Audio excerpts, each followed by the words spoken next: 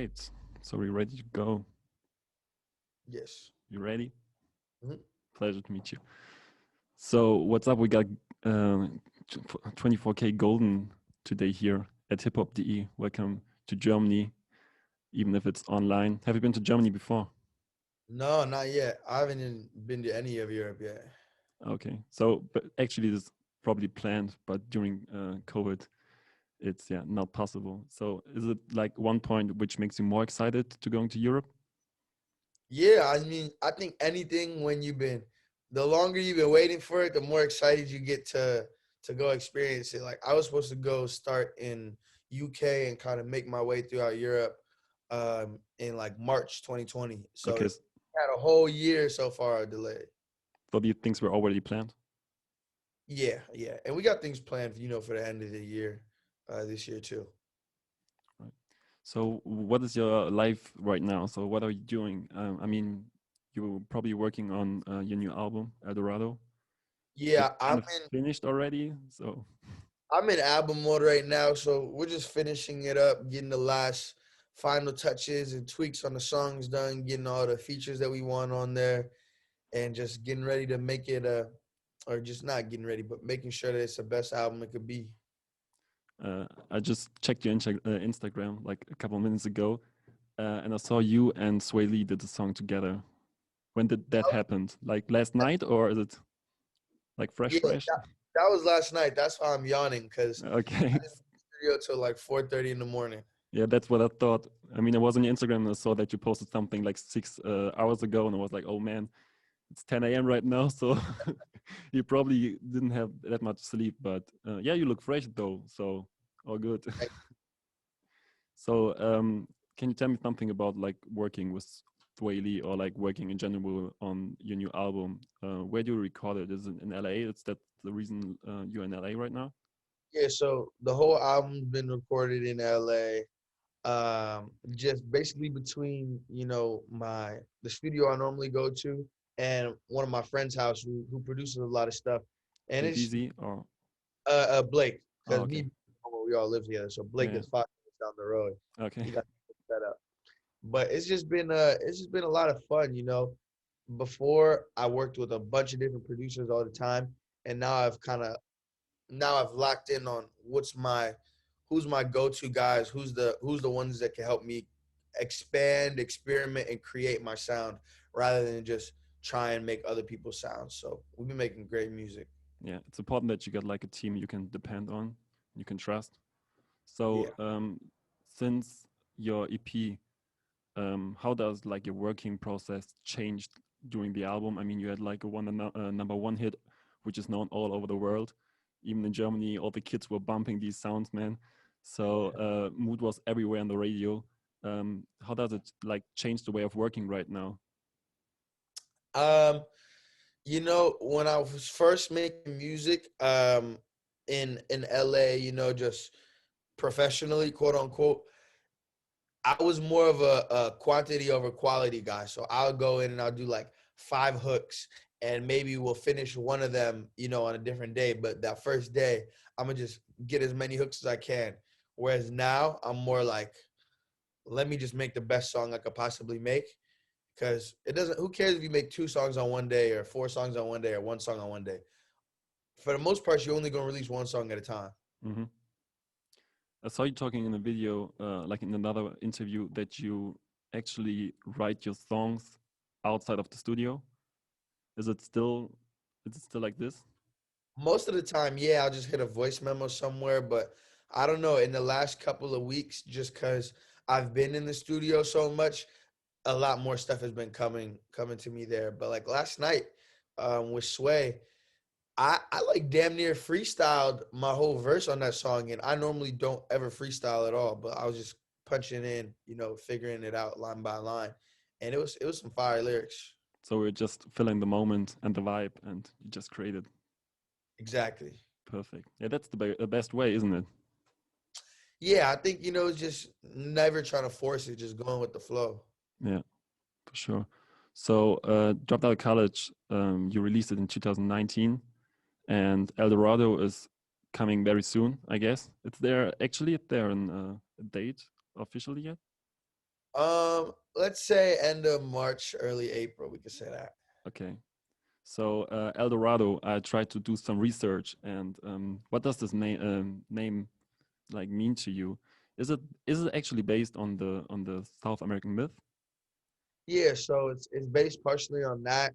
It also means the golden one, which is me, and then the golden city of San Francisco too. So it kind of Yeah, ties in my history, myself, and this kind of beautiful mythological fantasy story. yeah.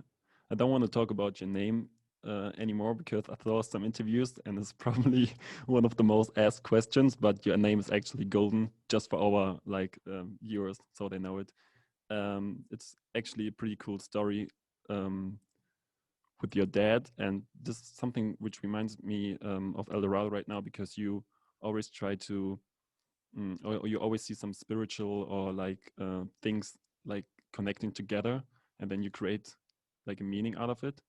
Yeah, So are you a spiritual person? Would you yeah, describe yourself as one?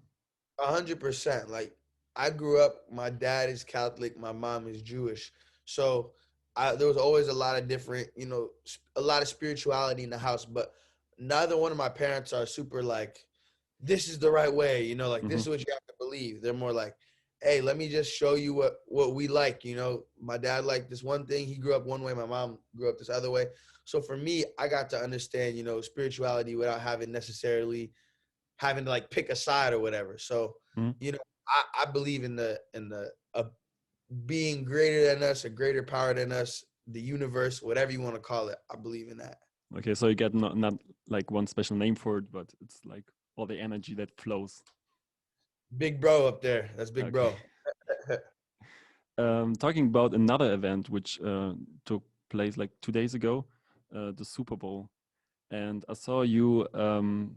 Actually, I heard you saying in another video that you did some commercial acting as a kid, and for like brands like Honda and Toyota, and these were played during the baseball World Series and the Olympics, which made you kind of famous in your high school.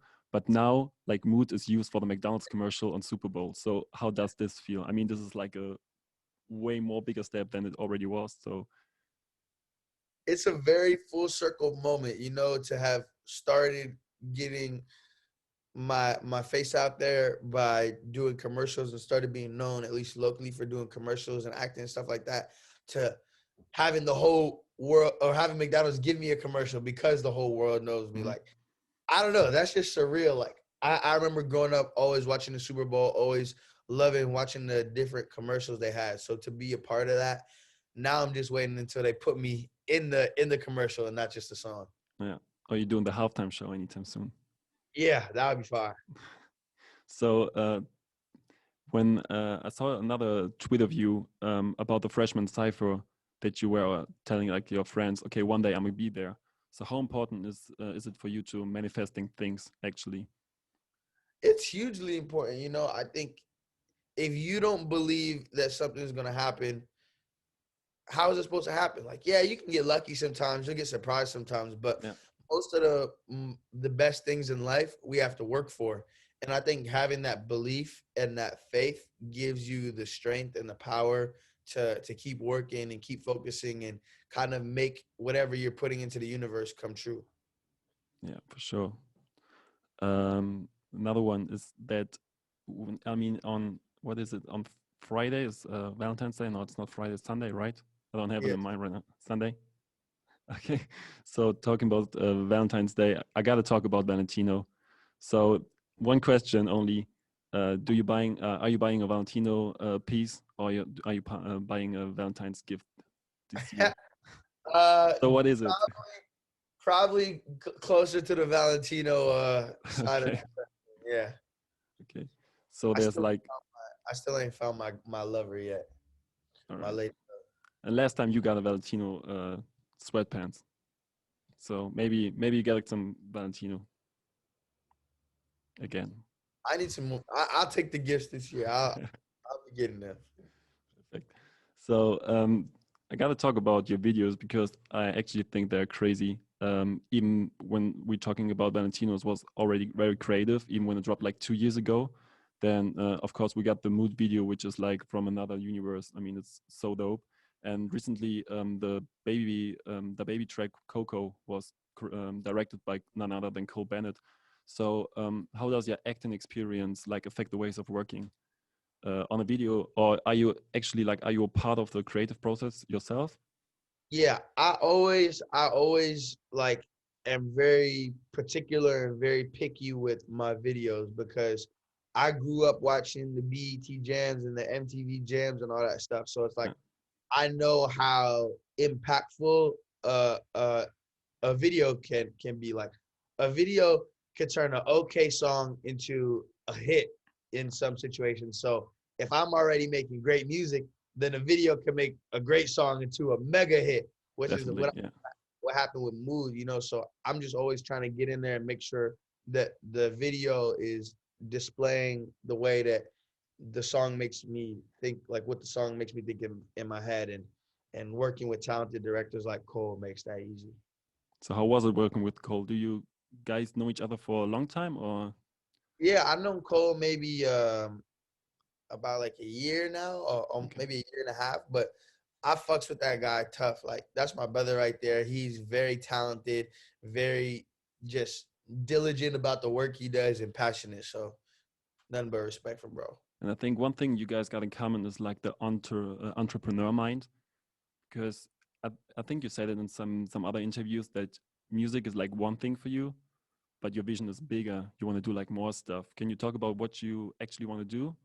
I mean, it everything literally. Like I'm working on selling my own TV show right now, like a scripted show about my life and going from college student to number one rapping, you know, Yeah, chart topping superstar. Um, I'm I'm starting my merch a lot more, but that's eventually going to evolve into a brand of its own. You know, just trying to nice. revolutionize the world, one pair of flared pants at the time. And I don't know, just a bunch of business stuff too. Like I always been a businessman, so once that time comes and you know I could take a step back from music and maybe acting or whatever else I'm doing at the time, But I'll so be right now it's like 100% focus on the album, of course. yeah. But there are like other things happening in the background. Talking about merch, you got a collaboration with none other than Cactus Plant Flea Market. Oh no, it was Chinatown Market. Sorry. They are based in LA, actually, right? I believe so. Chinatown. Yeah, So the how warehouse. how does this happen? Like, how did you guys connect with each other? I think they just reached out to the team and we pulled up to the warehouse they have, and It's it's huge, funny, right? huh? It's huge, right? I saw like it was like 2,000 square feet or something. Huge. They got Yeah. the t-shirt packing section, then like the experimental lab, then like a whole video area, photo shoot area, Super Smash Bros. Sex station setup. Like it was fire. I had a good time. So you had some games. You did some Yeah, games. I whipped all the asses, whipped everybody's ass. Perfect. And congratulations to the collaboration. I think it was like sold out immediately, right? I think it did good. Yeah, it did. Can you talk about your merch? Like you said, it will eventually be an own brand. Did you already find a name for it? No, but I don't have to figure out the name yet. We got options. We got a little bit of time because it'll probably start more like merch, tour merch, stuff like that. And then as you know, the brand grows, I can afford to, you know, put more research and development into pieces and making custom pieces and cutting sews and stuff like that. And you already made your experiences, and you are probably good connected in this kind of field. So it won't be that hard for you to yeah, start from 100. Yes. So when I look at your gram, I see you hanging out with people like Gucci Mane, Waka Flocka, Mike Dean, which are legends in the game. How does this? Well, can you tell me like one special moment where you, yeah, met an artist which you were bumping as a kid? Like one special moment where you were like, "Damn, man, is that actually happen right now?" I mean, it's still I've gotten like so numb to this shit. I don't know if the like unless I meet maybe like T-Pain, Drake, somebody like that I used to listen to like for like a really long time, Mm-hmm. I probably won't geek out. But I remember like just recently I met Future and Thug in Atlanta. And like those two are like some of my favorite rappers of all time. And it was just very surreal like being there. I'm like, I don't even know what to fucking do here. That was a just meeting them was crazy enough. Like I'm gonna just go get Waffle House. I don't even know what else to do. So what you guys been up to? What you've been doing there? We was just all in the studio, like same compound type when I was in Atlanta with Mike Will and them. So after meeting like a lot of those artists, is it easier for you to choose like features on your album, or are there even features on your album? Yeah. Yeah, there's gonna be some features on the album, but it's always an interesting, process trying to figure out who you want to bring into your world and who's gonna make the most sense. Because there's a lot of talented artists out there, but you got to make sure they fit the right vibe and they fit this world of El Dorado that I'm building. Cool. I saw you working with Fivio. You didn't, and another artist which you didn't drop the name yet. You guys met each other on freshman class, or did you know each other before, or how does it Now work?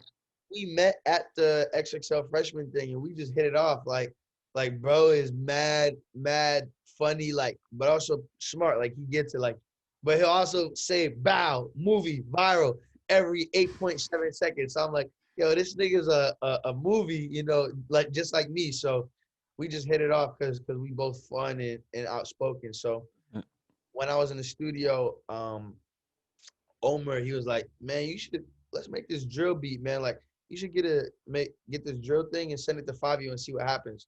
So we made a drill beat. I never got on a drill beat before, but I did my thing on it, sent it to Fabio. He sent it back the next day. I'm like, whoa, this joint is fire. And then boom, a couple weeks later, we get the surprise guest on it. And now it's probably gonna be one of the biggest songs of the summer.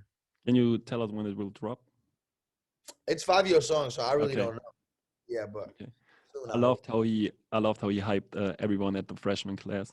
He was like always doing the ad libs and hyping each other. So it was like a very nice thing to watch, and I think he's very supportive as an artist, right? 100%. I saw a Twitter post from you with a New Year's resolution. Do you remember what you said? Say no more. What have you recently said no to? What have I recently said no to?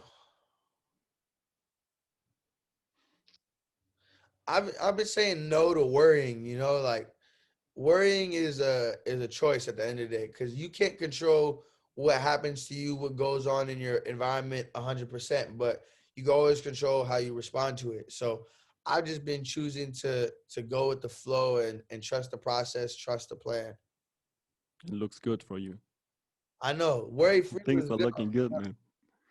My skin glowing right now. So we actually talked about this a little bit, that you were kind of famous in high school already, and then you dropped music. I saw a post from you about I guess, what the Rolling Out Loud festival, and you said, "I'm there based on my music, not my cloud." Is this something you had to deal with in the beginning? I mean, now everyone can like shut their mouth because damn, you already won like the championship. But is that like, was it hard in the beginning to like stand your ground and show the people that you're actually a musician and not like got your clout Definitely. elsewhere? 'Cause I just remember going on SoundCloud as a high schooler and being at Rolling Loud and being like, yo, I 100% believe that I make better music than 90% of the people here or whatever like that. Uh, So why aren't I getting the same amount of love? Why aren't I getting the same amount of fans? And everything has its own reasons and everything has its own timeline that we can't necessarily predict. But I just knew that if if my music was this good, everything else was gonna be able to fall into place, and it did. so would you say it's a curse or blessing, or it's like a mix of both? It's a blessing. If I had blown up earlier, maybe I'd be an asshole now. But definitely I not. still think I'm a pretty nice person. So it's like you never know how things could change the end result.